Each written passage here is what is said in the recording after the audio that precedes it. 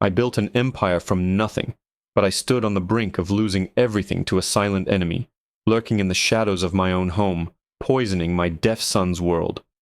The world sees me as Alexander Sterling, a name etched onto skyscrapers and whispered in boardrooms. They see the tailored suits, the private jets, the kind of wealth that bends reality. But what they don't see, what no balance sheet could ever quantify, is my world. And my world is 6 years old, has hair the color of spun gold, and speaks with his hands. My son, Leo. Leo was born into silence. Complications during his birth, the same complications that stole his mother, Eleanor, from us, left him profoundly deaf.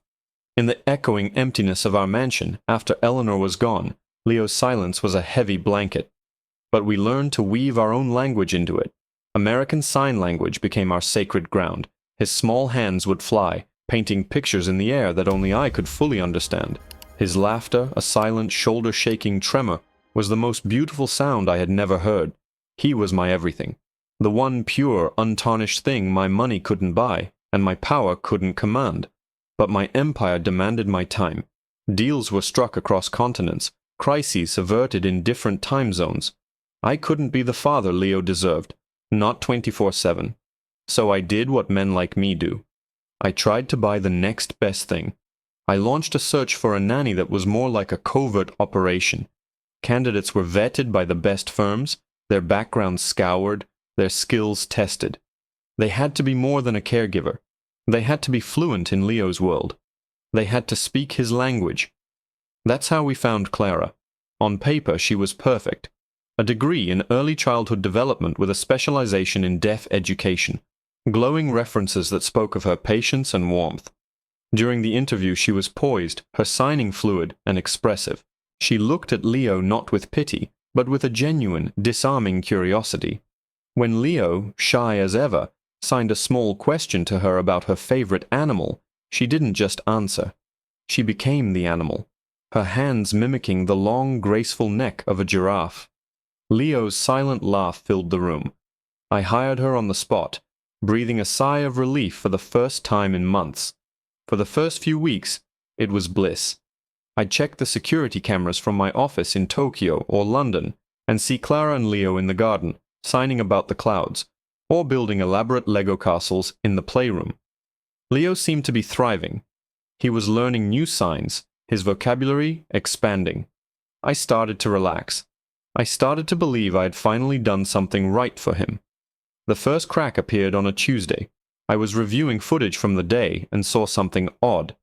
Leo was holding his favorite toy, a small, hand-carved wooden wolf Eleanor had given him. Clara approached him, signed something too fast for the camera's frame rate to catch clearly, and then simply took the wolf from his hands. Leo's face crumpled. He reached for it, and she held it just out of his grasp before placing it on a high shelf. Then she signed something else, a sharp, definitive gesture, and turned her back on him. My stomach tightened. When I asked her about it that evening, her explanation was smooth as silk. He was refusing to eat his lunch, Mr. Sterling. We have a rule, no toys at the table. When he threw his vegetables on the floor, the wolf had to go into a time out. He understands. It's about consistent boundaries. It made sense. I was a part-time father. What did I know about consistent boundaries? I let it go, but I couldn't shake the image of my son's crestfallen face. A week later, it happened again. This time they were in the art room. Leo loved to draw. He'd fill sketchbooks with vibrant, chaotic drawings of superheroes and monsters. I watched on my phone as Clara stood over his shoulder. He showed her a drawing with a proud flourish. She stared at it for a moment, her expression unreadable. Then her hands moved in a flurry of signs. Leo flinched, physically recoiled, as if she had shouted. He looked down at his drawing, his pride evaporating, replaced by shame. He slowly took the crayon and began scribbling over his own creation, turning the colorful page into a muddy, black mess. My blood ran cold. I called her immediately.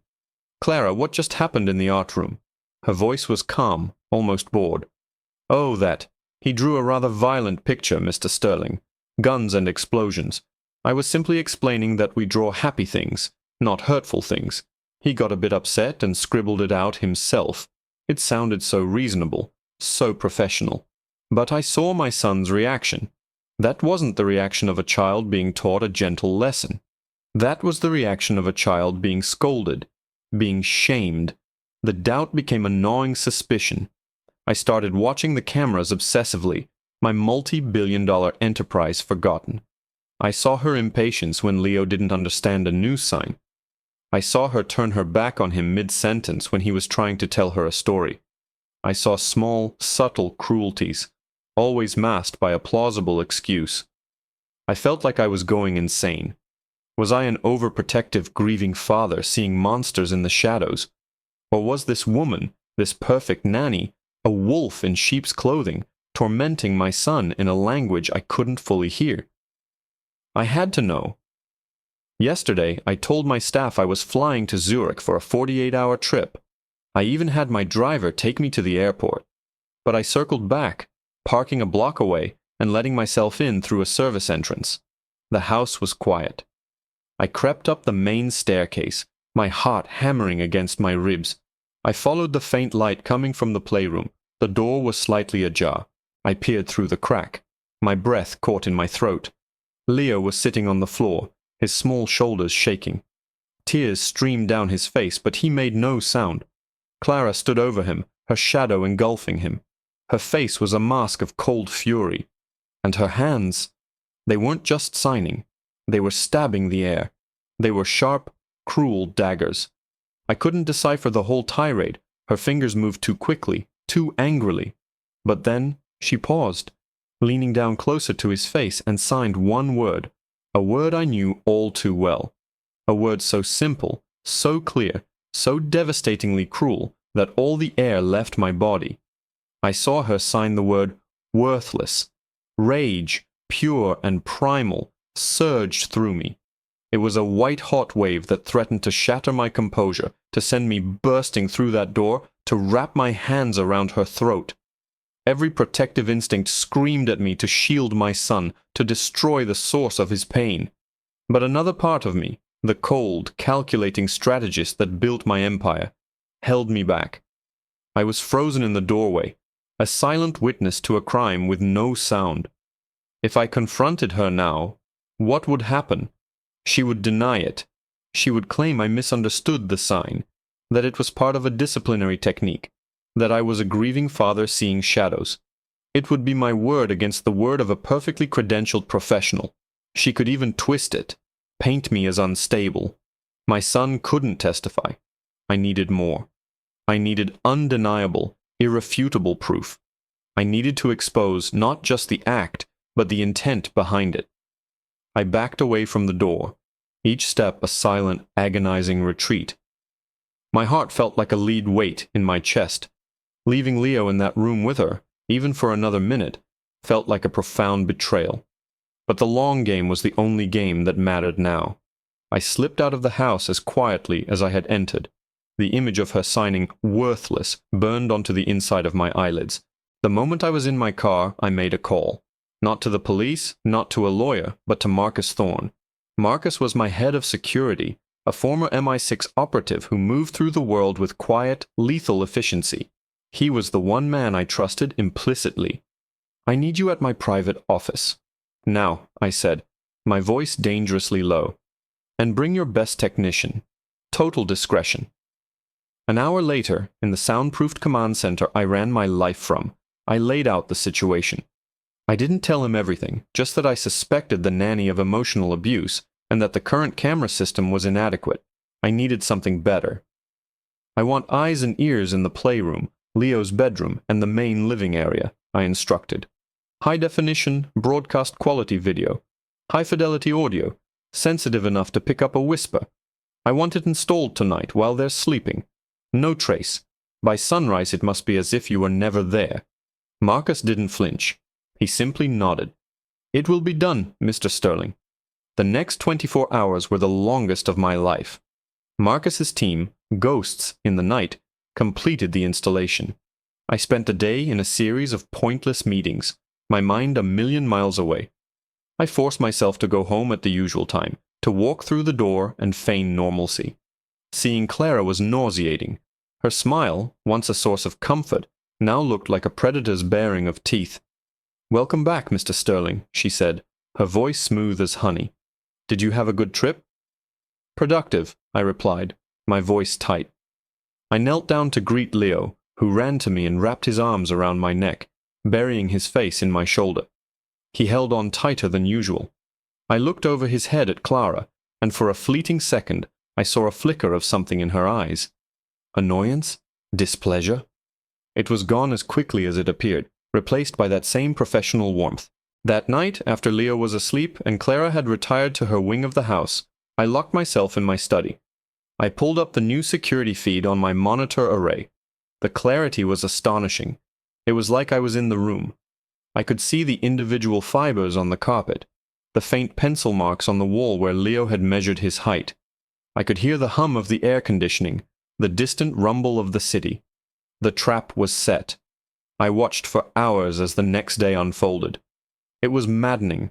Clara was the model nanny. She and Leo read books, her signing patient and gentle. They baked cookies, and she laughed as he got flour on his nose. She was perfect. Utterly, completely perfect. Doubt, insidious and unwelcome, began to creep in. Had I overreacted? Did I mistake one moment of frustration for a pattern of abuse? Was grief making me paranoid? I felt a wave of shame. I was spying on a woman who, by all appearances today, adored my son. I was about to shut it all down, to call Marcus and admit I had made a terrible mistake. But then it happened. Leo was in the living room, quietly building a tower with his blocks behind the large sofa. He was out of sight, completely absorbed. Clara walked in, holding her phone to her ear. She must have thought she was alone. The ultra-sensitive microphone picked up her voice as if she were standing next to me. But the voice I heard wasn't speaking English. It was Russian. Low, sharp, and laced with a venom that made the hair on my arms stand up. My system, linked to the best translation software money can buy, began transcribing her words in real time at the bottom of the screen. "The deadline is approaching," she hissed into the phone. "Stop pressuring me." A pause. Yes, the boy is becoming more withdrawn. It's working. He's starting to believe he is the reason his mother is gone. My breath hitched. The screen kept typing, translating her poison. Of course I'm being careful. Sterling suspects nothing. He's an arrogant fool, blinded by grief. She paced the room, her back to where Leo was hidden. "Just make sure the accounts are ready. When I'm done, I want to disappear. Dmitri will get what he wants. He'll have his revenge. Eleanor never should have crossed him." Eleanor. The name hit me like a physical blow, knocking the air from my lungs. The world tilted on its axis, the polished mahogany of my desk feeling like the edge of a cliff. Eleanor, my wife, the mother of my child, the woman whose death I had mourned as a tragic, random cruelty of fate. A name spoken with such venom, tangled up in a plot against my son, against me. Revenge. It wasn't random. None of it was. My mind raced, connecting disparate, painful memories I had long ago buried.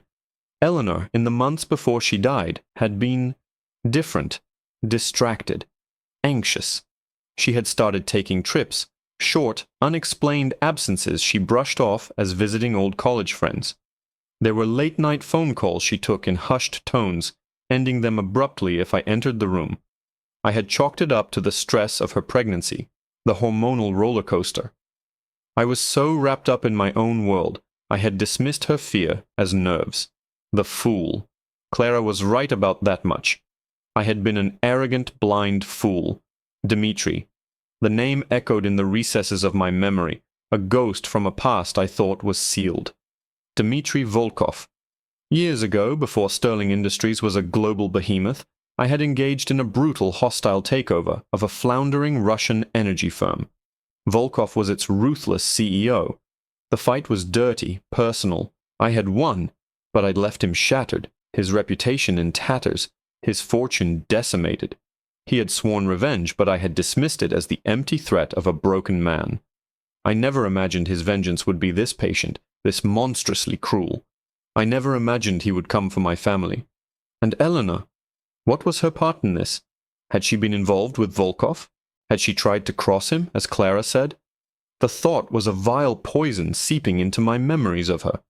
No, it couldn't be. Not my Eleanor. There had to be another explanation. I saved the recording, every venomous Russian syllable, every damning translated word.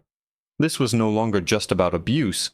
This was a conspiracy, one that had already stolen my wife and was now systematically trying to destroy my son's spirit from the inside out. Her cruelty wasn't random. It was tactical. She wasn't just a bad nanny. She was a soldier in a war I never knew was being fought. The word worthless wasn't an insult. It was psychological warfare. She was trying to break him, to make him believe he was the cause of our family's tragedy. It was a level of evil so profound, so personal, it took my breath away. My rage solidified into something cold and hard as diamond. There would be no firing, no quiet dismissal. Clara, or whatever her real name was, wasn't going to just disappear with a fat severance check. She was going to pay, and she was going to lead me to Dmitri. I spent the rest of the night digging.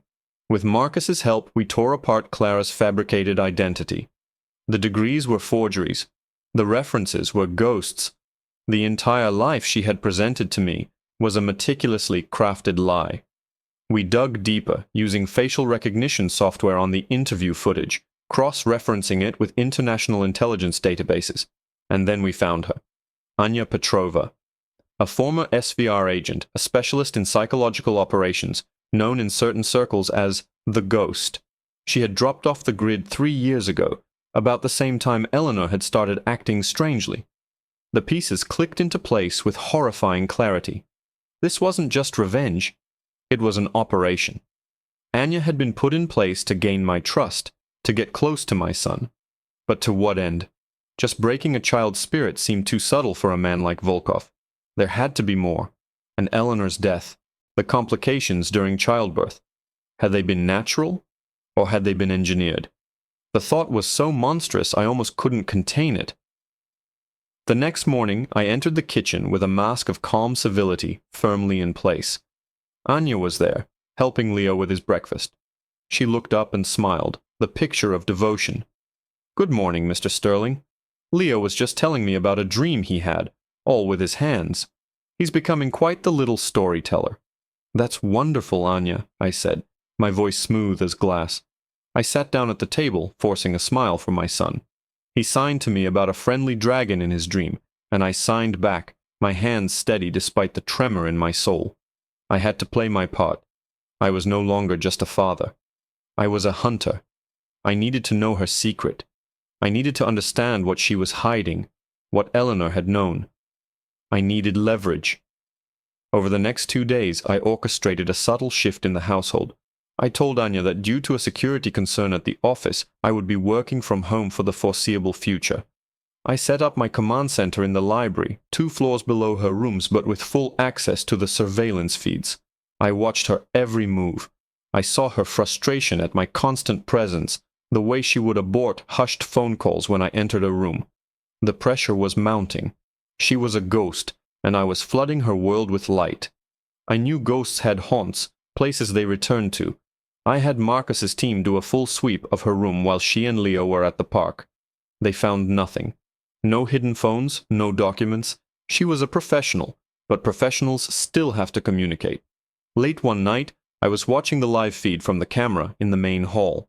Anya crept out of her room, thinking the whole house was asleep. She wasn't carrying a phone.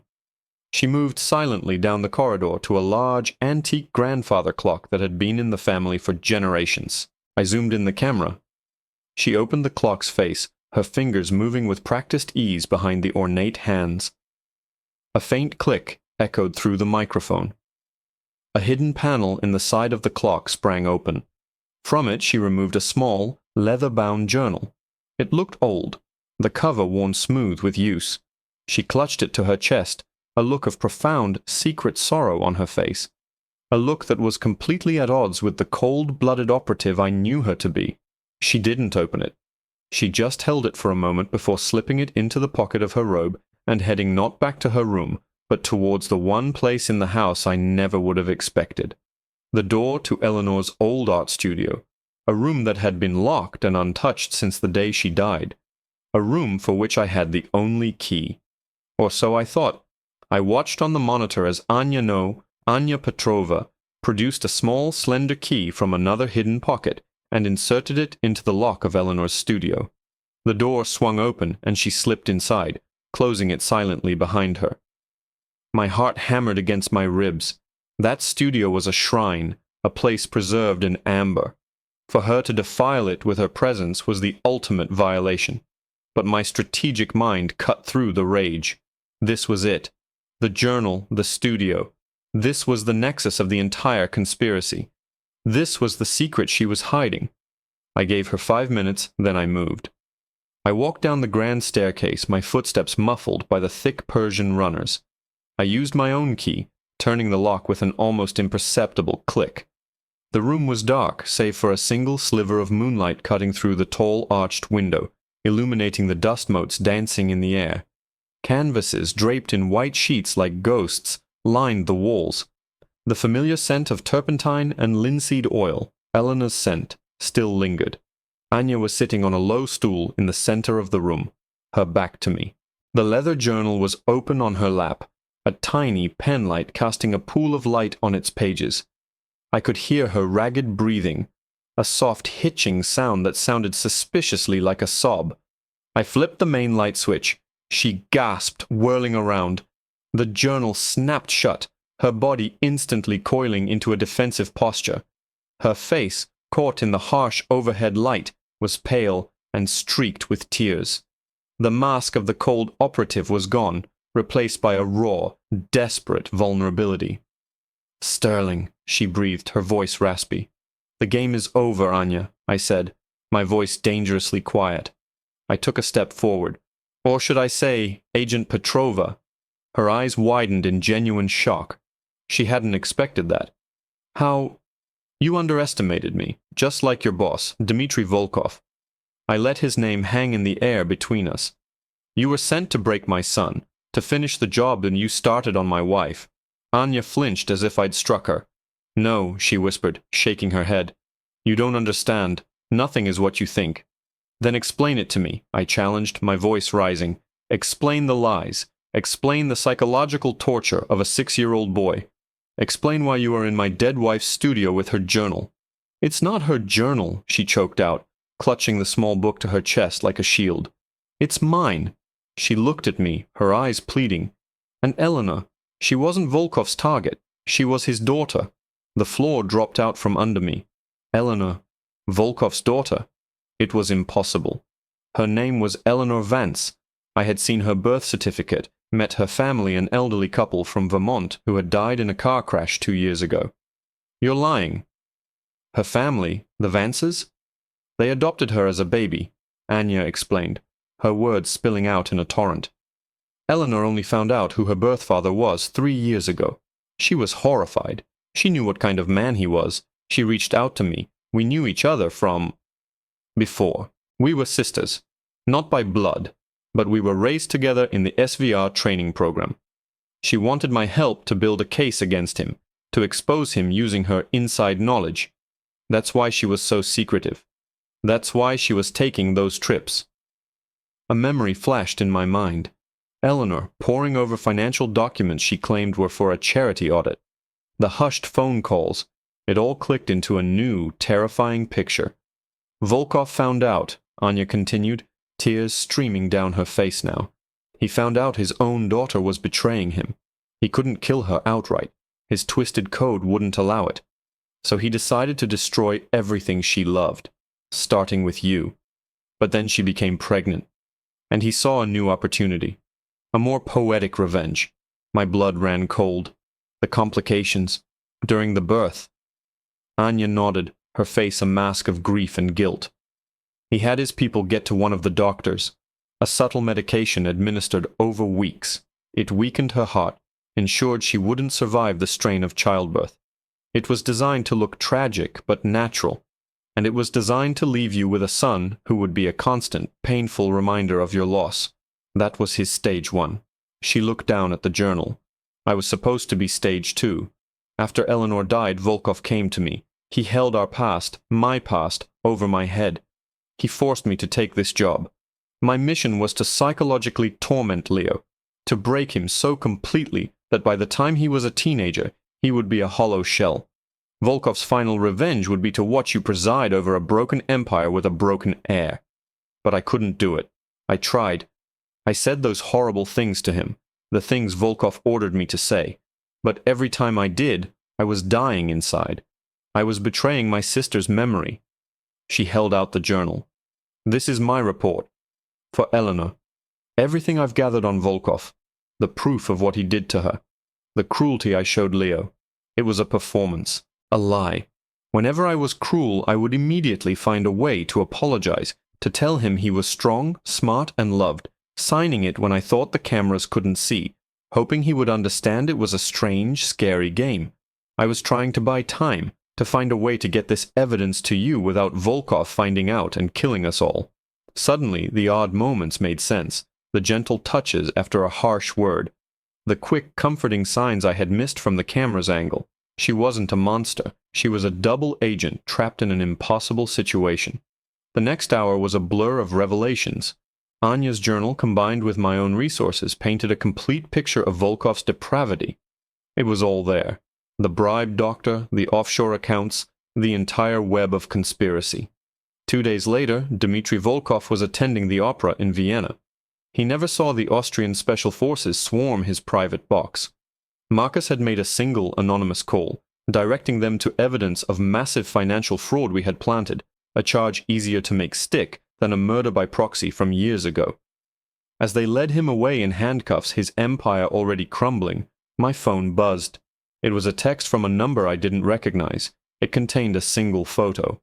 Anya and Leo, sitting on a park bench somewhere far away. Leo was signing animatedly, a huge, genuine smile on his face. Anya was watching him, her expression one of pure, unadulterated love.